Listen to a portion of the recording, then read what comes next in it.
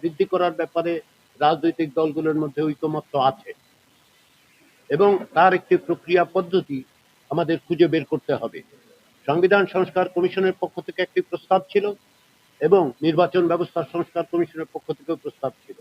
আলোচনার টেবিলে অন্যান্য প্রস্তাব এসেছিল এবং তারই ভিত্তিতে একটি সংশোধিত প্রস্তাব ঐকমত্য কমিশনের পক্ষ থেকে দেয়া হয়েছিল। প্রথমে আমরা বলেছিলাম যে এখন ৬৫ অনুচ্ছেদে যেভাবে সংরক্ষিত আসন আছে সেটা বাতিল করে দেওয়ার জন্য আমরা প্রস্তাব করেছিলাম এবং এই প্রস্তাব করা হয়েছিল যে রাজনৈতিক দলগুলো ১/৩ আসনে নারীদের মনোনয়ন দিতে বাধ্য থাকবে।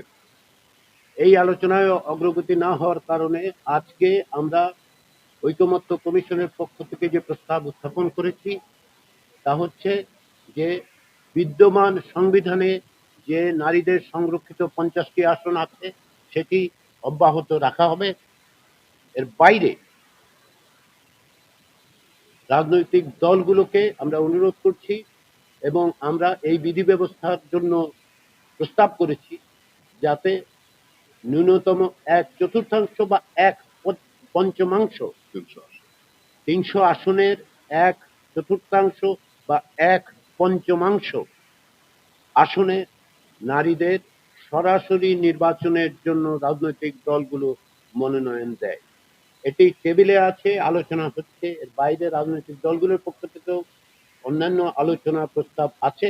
আমরা আজকে এই আলোচনাটা অব্যাহত রাখছি। আমরা আশা করছি আজকে সম্ভবত, এটা আমি বারবার বলি যে আমরা আশা করি রাজনৈতিক দলগুলো সাথে আমরা এক জায়গায় আসতে পারবো, রাজনৈতিক দলগুলো ঐকমত্য প্রতিষ্ঠা করতে পারবে।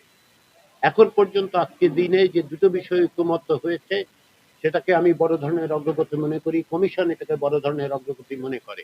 এর একটি হচ্ছে প্রধানমন্ত্রীর মেয়াদের ব্যাপারে কোনো রকম শর্তহীনভাবে সকলের একত্র হওয়া। দ্বিতীয় হচ্ছে যে একটি পুলিশ কমিশন প্রতিষ্ঠা করা, যে স্বাধীন পুলিশ কমিশন যাতে জবাবদিহিতা নিশ্চিত করবে। আমরা আশা করছি আজকে তৃতীয় বিষয়টিতেও আমরা একমত হতে পারবো এবং সেটি করতে পারলে আমরা আগামী দিনগুলোতে অন্যান্য বিষয়গুলো নিয়ে আলোচনা করব। আজকের আলোচনা ততক্ষণই অব্যাহত থাকবে যতক্ষণ পর্যন্ত আমরা মনে করছি যে আলোচনাটা সফলভাবে আমরা এগিয়ে নিয়ে যেতে পারছি। আগামীকালও এই একই প্রক্রিয়ায় আমাদের আলোচনা অব্যাহত থাকবে। আপনাদের সবাইকে ধন্যবাদ।